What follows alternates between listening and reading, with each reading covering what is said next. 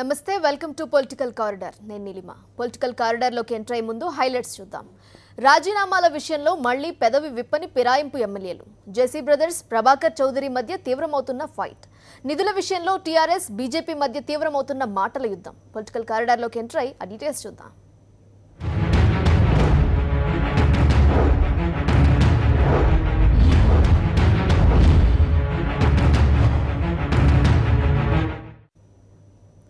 రాజీనామాపై సవాళ్లు విసురుతున్న పిరాయింపు ఎమ్మెల్యేలు పల్టీలు కొడుతున్నారా నిజంగా రాజీనామా చేసే ధైర్యం ఎమ్మెల్యేలలో ఉందా రాజీనామా చేసేందుకు సిద్ధమని కొంతమంది ఎమ్మెల్యేలు అంటున్నా చంద్రబాబు ఎందుకు తొందరపడవద్దు అంటున్నారు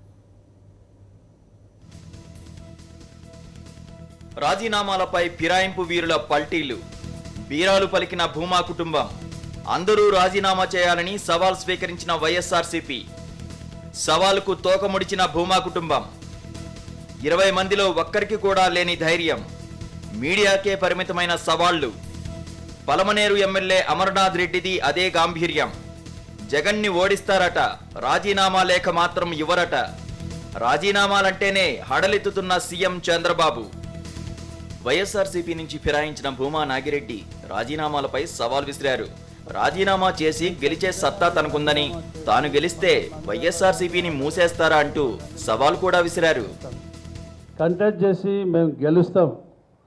మేము గెలిస్తే మీరు పార్టీ మూసుకొని పోతారా అని చెప్పి నేను అడుగుతా ఉన్నాను ఈ మాటలన్న వెంటనే భూమా నాగిరెడ్డి ఆయన కుమార్తె అఖిలప్రియ రాజీనామా లేఖలు స్పీకర్కు అందజేస్తారని అంతా భావించారు దివంగత శోభా నాగిరెడ్డి వైఎస్ఆర్సీపీలో చేరినప్పుడు ఎమ్మెల్యే పదవికి రాజీనామా చేసి మరీ వచ్చారు ఆమె నిర్ణయాన్ని తండ్రి కూతురు స్ఫూర్తిగా తీసుకుంటారని మీడియా అనుకుంది కానీ అదేమీ జరగలేదు సవాల్ను వైఎస్ఆర్సీపీ స్వీకరిస్తే చూపిస్తామని మెలికపెట్టి తప్పించుకున్నారు రాజీనామా లేకుండానే రాజీనామా సవాల్ విసిరారు తండ్రి కూతుళ్లు భూమా నాగిరెడ్డి సవాల్ను వైఎస్ఆర్సీపీ స్వీకరించింది భూమా నాగిరెడ్డి ముచ్చట తీర్చడానికి సిద్ధమని ప్రకటించింది పార్టీ ఫిరాయించిన 20 మంది ఎమ్మెల్యేలు 24 గంటల్లో రాజీనామా చేయాలని డిమాండ్ చేసింది కోట్ల రూపాయలకు ఆశపడి మంత్రి పదవులకు ఆశపడి ఒక పార్టీలో గెలిచి మరో పార్టీకి వెళ్ళి సవాళ్లు ఇచ్చి తొడలు కొట్టి పార్టీలు మూసేసుకుంటారా అని కంఠం పెంచినంత మాత్రాన మీది న్యాయం మాది అధర్మం అయిపోదు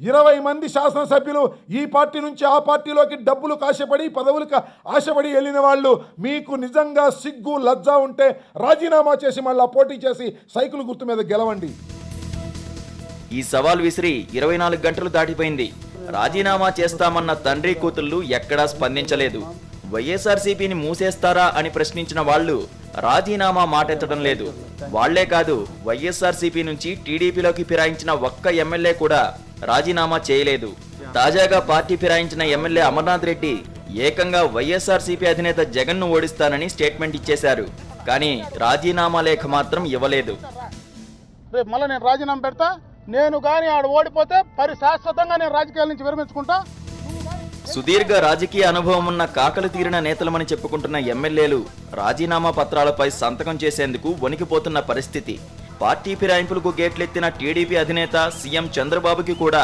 రాజీనామాలంటే వణుకు పుడుతున్నట్టు కనిపిస్తోంది కొంతమంది ఫిరాయింపు ఎమ్మెల్యేలు రాజీనామా చేస్తామని ఆవేశంగా మాట్లాడినా సీఎం చంద్రబాబు తొందరపడవద్దని చెప్తున్నట్టు తెలుస్తోంది ఇంటెలిజెన్స్ నివేదిక పార్టీ సర్వేల్లో కూడా టీడీపీ ప్రభుత్వానికి గుడ్ విల్ లేదని తేలిందట ప్రభుత్వంపై వ్యతిరేకతతో పాటు ఫిరాయింపుదారులపై జనంలో తీవ్రమైన ఆగ్రహం ఉందని సొంత నివేదిక చంద్రబాబుకి తేటతెల్లం చేసినట్టు సమాచారం ఎన్నికలు జరిగితే ఘోర పరాభవం తప్పదని సర్వేలు చెప్తున్నాయట దీంతో ఎన్నికలంటే ఉలిక్కిపడుతున్న చంద్రబాబు రాజీనామా అంటే తూచ్ అంటున్నట్టు కనిపిస్తోంది దీంతో పులుల్లా సవాలు చేసిన వాళ్ళంతా ఇప్పుడు గప్చిప్గా ఉండిపోతున్నారు ఎన్ సతీష్ ప్రిన్సిపల్ కరెస్పాండెంట్ సాక్షి న్యూస్ విజయవాడ రోడ్డు విస్తరణ పనులు అనంతపురం టీడీపీ నేతల మధ్య చిచ్చు పెడుతున్నాయి రోడ్డు పనుల పేరుతో ఆధిపత్య పోరుకు శ్రీకారం చుడుతున్నారు Anantapuram TDP MP JC Diwakar Reddy Anantapuram urban MLA Prabhakar Chowdary మధ్య మాటల యుద్ధం తీవ్ర స్థాయికి చేరింది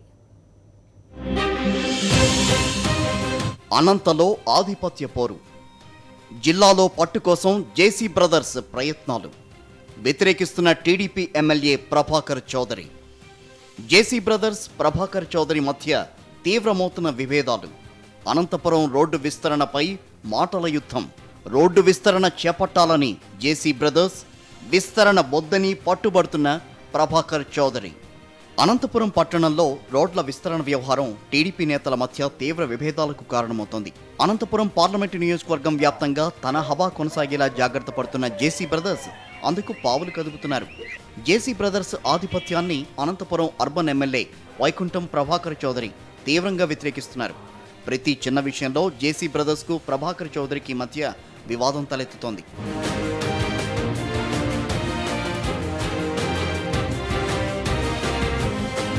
అనంతపురం పాత ఊర్లో రోడ్ల విస్తరణకు జేసీ సోదరులు నడుం బిగించారు. ఆక్రమణలు తొలగించాలని, పెరుగుతున్న జనాభాకు అనుగుణంగా రహదారులు విస్తరించాల్సిందేనన్నది జేసీ బ్రదర్స్ ఆలోచన. దీన్ని ప్రభాకర్ చౌదరి వ్యతిరేకిస్తున్నారు. ఎన్నికల సమయంలో ఎలాంటి విస్తరణ చేపట్టనని తాను హామీ ఇచ్చానని, రోడ్ల విస్తరణకు తాను వ్యతిరేకమని జేసీ సోదరుల ప్రతిపాదనలను బాహాటంగా వ్యతిరేకించారు ప్రభాకర్ చౌదరి. రోడ్ల విస్తరణపై పోటాపోటీగా సభలు, ర్యాలీలు జరిపారు. ఇదే సందర్భంలో ప్రభాకర్ చౌదరి నిర్వహించిన ర్యాలీ, బహిరంగ సభకు ఎంపీ జేసీ దివాకర్ రెడ్డి ప్రేక్షకుడిగా హాజరై హల్చల్ చేశారు. ఆ తర్వాత ఇరువురు నేతల మధ్య చాప కింద నీరులా ఆధిపత్య పోరు కొనసాగుతూనే ఉంది. తాజాగా నగరపాలక సంస్థ కౌన్సిల్ సమావేశంలో జేసీ దివాకర్ రెడ్డి, ప్రభాకర్ చౌదరి మరోసారి మాటల యుద్ధానికి దిగారు. అనంతపురం రామ్నగర్లో నిర్మిస్తున్న రైల్వే బ్రిడ్జి త్వరితగతిన పూర్తి చేయాలని, నిర్వాసితులకు పరిహారం వెంటనే ఇవ్వాలని జేసీ దివాకర్ రెడ్డి డిమాండ్ చేశారు.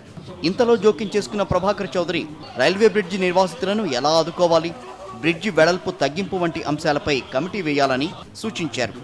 ఇది ఇద్దరి మధ్య వాగ్వాదానికి కారణమైంది.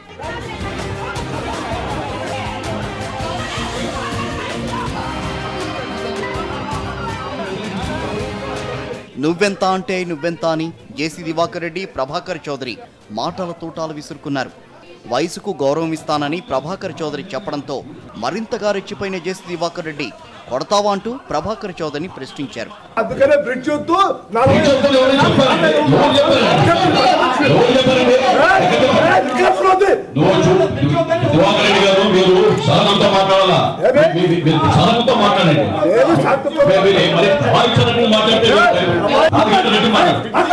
వయసు గౌరవిస్తున్నా, వయసు గౌరవించి మాట్లాడాలి.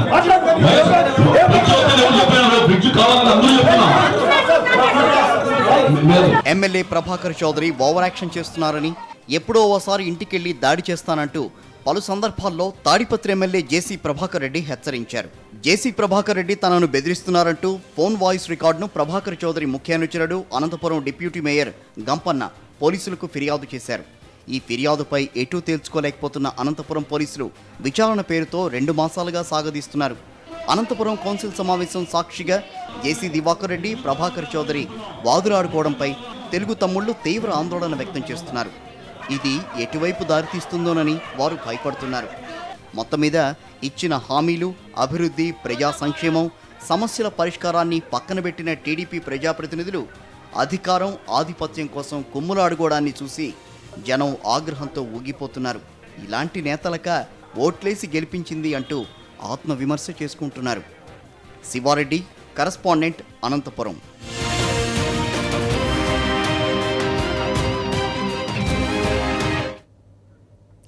ఆసుపత్రికి తరలించిన సందర్భంలో పోలీసులు వ్యవహరించిన తీరుపై ముద్రగడ పద్మనాభం అసంతృప్తితో ఉన్నారా?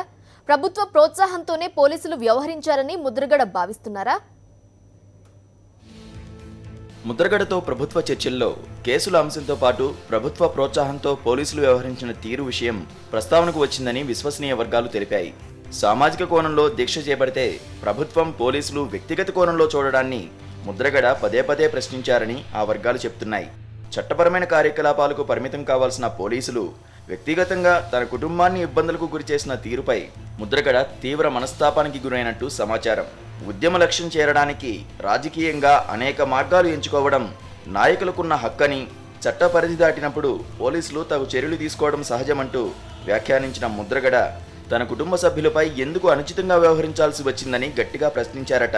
గతంలో ఎప్పుడూ కూడా తన కుటుంబ సభ్యులు చట్టాన్ని ఉల్లంఘించడం, చట్టాన్ని చేతుల్లోకి తీసుకోవడం లాంటి కార్యకలాపాలకు పాల్పడ్డ ఘటనలు లేవని, కేవలం కాపులకు రిజర్వేషన్లు ఇవ్వాలని, కేసులు ఎత్తివేయాలన్న లక్ష్యంతోనే దీక్షలో కూర్చున్నారని చెప్పినట్టు తెలుస్తోంది.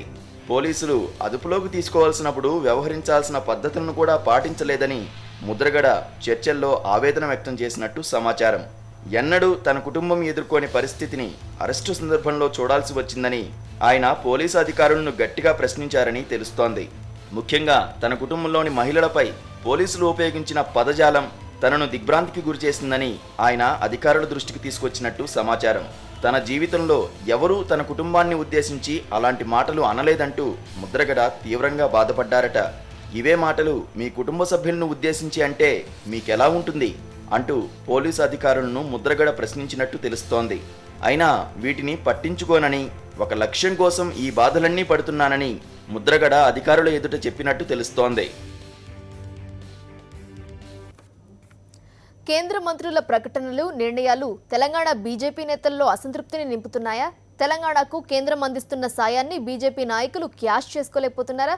కేంద్ర మంత్రులపై తెలంగాణ కమలనాథుల అసంతృప్తికి కారణమేంటి? కేంద్ర మంత్రులు చేస్తున్న ప్రకటనలు తెలంగాణ బీజేపీకి మింగుడుపడడం లేదు. తెలంగాణకు కేంద్రం అందిస్తున్న సాయం రాష్ట్ర పార్టీకి ఏ విధంగానూ మేలు కలిగించేలా లేదనే భావన తెలంగాణ బీజేపీలో వ్యక్తమవుతోంది. తెలంగాణకు ఇస్తున్న ప్రత్యేక పథకాలు, ఆర్థిక సాయానికి సంబంధించిన ముందస్తు సమాచారం పార్టీకి ఇవ్వకపోవడంతో ప్రచారం చేసుకునే అవకాశం లభించకుండా పోతోందని బీజేపీ నాయకులు వాపోతున్నారు. తెలంగాణకు అందుతున్న ప్రతి ప్రయోజనం టీఆర్ఎస్ ఖాతాలోకే వెళ్తోందని జాతీయ నాయకత్వం దృష్టికి తీసుకెళ్లాలని బీజేపీ నాయకులు ఆలోచన చేస్తున్నారు.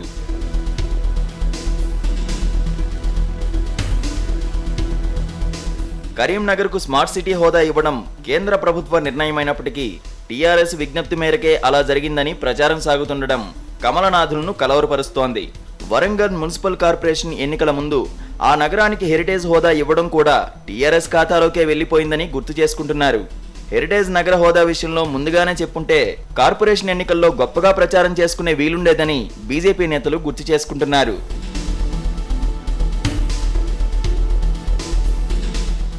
జాతీయ స్థాయిలో కొందరు నాయకులు ఏపీలో టీడీపీకి, తెలంగాణలో టీఆర్ఎస్కు కొమ్ము కాస్తూ వ్యవహరిస్తున్నారనే భావన చాలా మంది కమలనాథుల్లో వ్యక్తమవుతోంది.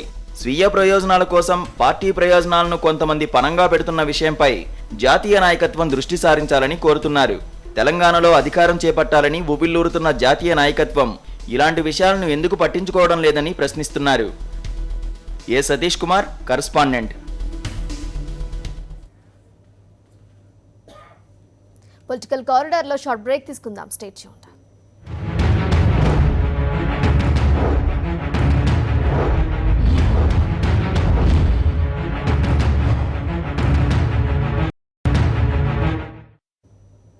Welcome back. రెండు అధికార పార్టీలే, ఒకరు కేంద్రంలో మరొకరు రాష్ట్రంలో. నిధుల విషయంలో మాత్రం ఎవరి దారి వారిదే. తెలంగాణకు కేంద్రం చాలా నిధులిస్తోందని బీజేపీ అంటోంది. ప్రత్యేకంగా ఇచ్చిందేమీ లేదని టీఆర్ఎస్ వాదిస్తోంది. కేంద్ర సాయం విషయంలో టీఆర్ఎస్ బీజేపీ మధ్య ఏం జరుగుతోంది?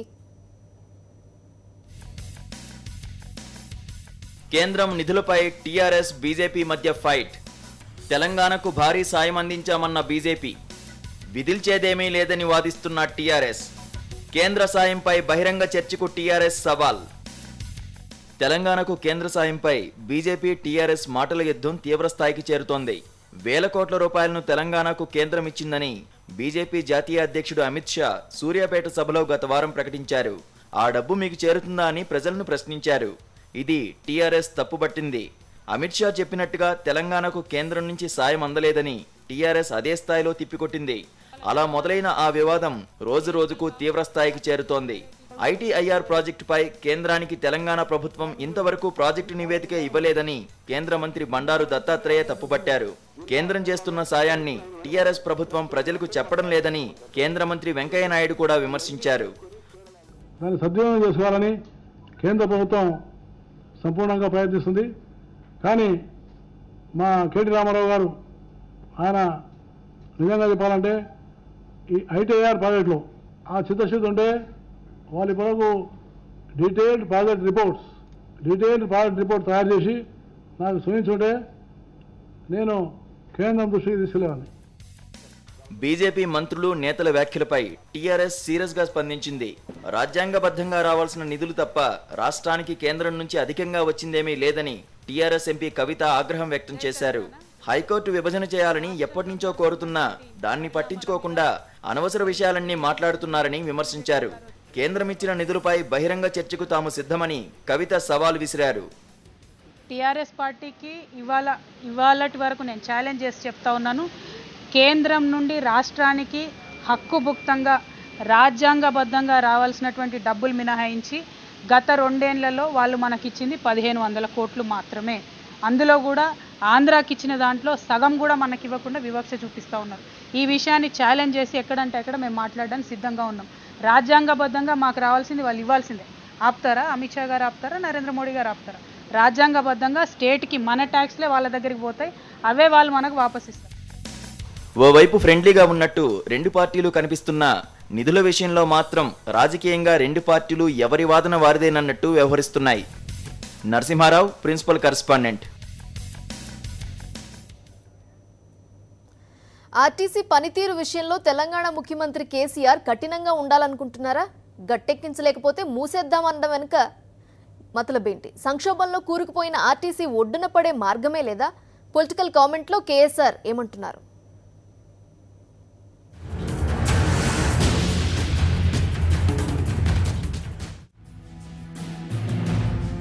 తెలంగాణ ముఖ్యమంత్రి కేసీఆర్ చాలా సీరియస్ వ్యాఖ్య చేశారు.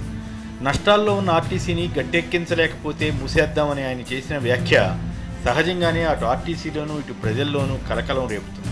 కేసీఆర్ ఆర్టీసీ కార్మికులకు మాత్రమే కాదు, ప్రభుత్వ రంగ సంస్థలకు కూడా ఒక సందేశం పంపించినట్లుగా కనిపిస్తుంది. ఇష్టారీతిన సమ్మెలకు దిగితే, సంస్థలు మూతపడితే అసలుకే మోసం వస్తుందని ఆయన హెచ్చరించాలని అనుకోవాలి. 95 బస్ డిపోలు ఉంటే 90 డిపోలు నష్టాల్లో ఉన్నాయని అధికారులు ఇచ్చిన నివేదిక ఆయనను చికాకు గురి చేసి ఉండాలి. ఈ పరిస్థితి కారణాలు కూడా ఆలోచించాలి. గతంలో కూడా ఆర్టీసీ అనేక సంక్షోభాలను చవిచూసింది. వాటిపై ఉమ్మడి రాష్ట్రంలో పలు ప్రత్యామ్నాయాలు ఆలోచించారు, అయినా అవి ఉపయోగపడలేదని అనుకోవాలి. బెంగళూరు ఐఐఎం వారు కూడా ఆర్టీసీని అధ్యయనం చేసి ఒక నివేదికను గతంలో ఇచ్చారు. విభజన తర్వాత అది ఎంతవరకు ఉపయోగపడుతోందో తెలియదు. నిజంగానే కేసీఆర్ చెబుతున్నట్లుగా ఏ సంస్థ అయినా తన కాళ్ళ మీద తాను నిలబడేలా ఎదగాలి. కానీ అందుకు తగిన వాతావరణాన్ని ప్రభుత్వం ఏర్పాటు చేయాల్సి ఉంటుంది. ప్రభుత్వం ఇష్టం వచ్చినట్లుగా రాయితీలు ఇచ్చి వాటన్నిటినీ ఆర్టీసీని భరించమని అంటే ఏం చేయాలి? ప్రతిదానికి ప్రభుత్వ అనుమతితోనే చేయాలన్న ఆంక్షలు పెడుతుంటారు. ఇంతకాలంగా రవాణా శాఖ మంత్రిగా ఉన్నవారు ఏం చేసినట్లు? కేసీఆర్ పిలిచి సమీక్షించే వరకు ఏమీ జరగడం లేదంటే దాని అర్థం ఏమిటి? పాలన అంతా కేంద్రీకృతం అవుతోందనే కదా. కేసీఆర్కు తెలియకుండా ఏ చిన్న ప్రతిపాదనైనా అమలు చేసే ధైర్యం ఉందా అన్నది చర్చనీయాంశంగా ఉంది. కార్మికులు తాము బాగా పనిచేస్తున్నామని, అధికారుల వల్లే నష్టాలని, ప్రభుత్వ విధానాలు ఇందుకు తోడవుతున్నాయని అంటారు. కార్మికులు అవసరానికి మించి ఉండడము, లేక సజావుగా బాధ్యతలు నిర్వహించకపోవడము, ప్రభుత్వ విధానాలు కొత్త ఆలోచనలతో ముందుకు వెళ్లే సాహసం చేయలేకపోవడం వంటి కారణాలు ఆర్టీసీని నష్టాలు పాలు చేస్తున్నాయని అధికారులు చెబుతారు. ఆర్టీసీలోని అన్ని డిపోలు లాభాలు రావాలని ఆశించజాలం. ఎందుకంటే కొన్ని ప్రాంతాల్లో సామాజిక బాధ్యతగా బస్సులను నిర్వహించవలసి ఉంటుంది. మిగిలిన చోట్ల వచ్చే ఆదాయంతో వాటిని నడపవలసి ఉంటుంది. కానీ ఎక్కడా వ్యయాన్ని మించిన ఆదాయం రాకపోతే మొత్తం సంస్థ మునిగిపోతుంది.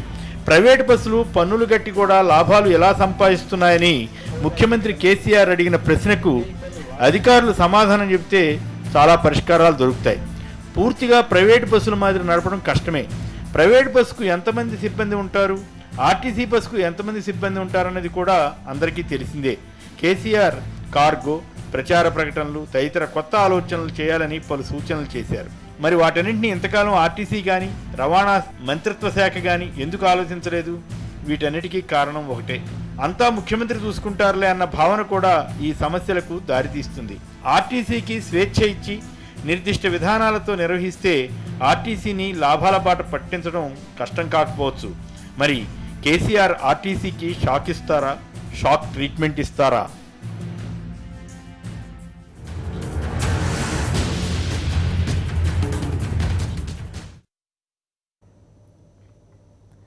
భవిష్యత్ వ్యూహాలు, పార్టీ బలోపేతంపై చర్చించేందుకు తెలంగాణ బీజేపీ కార్యవర్గం సమావేశమవుతోంది.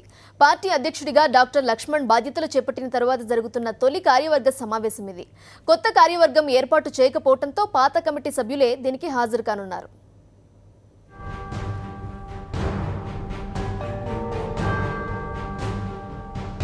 ఈ నెల 18, 19 తేదీల్లో సమావేశం. పాత కార్యవర్గ సభ్యులతోనే సమావేశం. భవిష్యత్ కార్యాచరణపై కసరత్తు, తెలంగాణలో బలోపేతంపై వ్యూహాలు, కార్యవర్గ సమావేశం తర్వాతే కొత్త టీం ఏర్పాటు. తెలంగాణ బీజేపీ అధ్యక్షుడిగా బాధ్యతలు చేపట్టిన 2 నెలల తర్వాత తొలిసారి డాక్టర్ కె లక్ష్మణ్ పార్టీ రాష్ట్ర కార్యవర్గ సమావేశాన్ని ఏర్పాటు చేస్తున్నారు. ఢిల్లీ పెద్దల నుంచి వచ్చిన ఆదేశాల మేరకు ఈ నెల 18, 19 తేదీల్లో తెలంగాణ రాష్ట్ర కార్యవర్గ సమావేశాలు నిర్వహించాలని నిర్ణయించారు. జాతీయ కార్యవర్గం ముగిసిన వారంలోపే రాష్ట్ర స్థాయి సమావేశాలు నిర్వహించాలని బీజేపీ అధ్యక్షుడు అమిత్ షా రాష్ట్ర శాఖలను ఆదేశించారు. తెలంగాణ బీజేపీకి కొత్త కార్యవర్గం ఏర్పాటు చేయకపోవడంతో పాత కార్యవర్గంతోనే సమావేశం నిర్వహించనున్నారు. మాకు స్పష్టమైన ఆదేశాలు కూడా పోలింగ్ బూత్ స్థాయిలో కూడా వెంటనే కమిటీలు వేయాలని కూడా ఆదేశం ఇవ్వడం జరిగింది. అవన్నీ కూడా పోలింగ్ బూత్ కమిటీలు, మండల కమిటీలు, జిల్లా కమిటీలు కూడా వేస్తాం. రాష్ట్ర కమిటీ కూడా త్వరలోనే అందరితో సంప్రదించి రాష్ట్ర కమిటీ కూడా రూపకల్పన చేస్తాం. తెలంగాణలో పార్టీ బలోపేతం కోసం అనుసరించాల్సిన వ్యూహాలు, తాజా రాజకీయాలపై ఈ సమావేశంలో చర్చించనున్నారు. 2014 ఎన్నికలు, ఆ తర్వాత జరిగిన పరిణామాలు, టీఆర్ఎస్ ను ఎదుర్కొనే వ్యూహాలపై ఈ సమావేశంలో ప్రముఖంగా చర్చ జరిగే అవకాశం ఉంది. సతీష్, కరెస్పాండెంట్. ఇవి వాల్టి political corridor updates. Next 4th estate చూద్దాం. స్టేట్ చూడండి.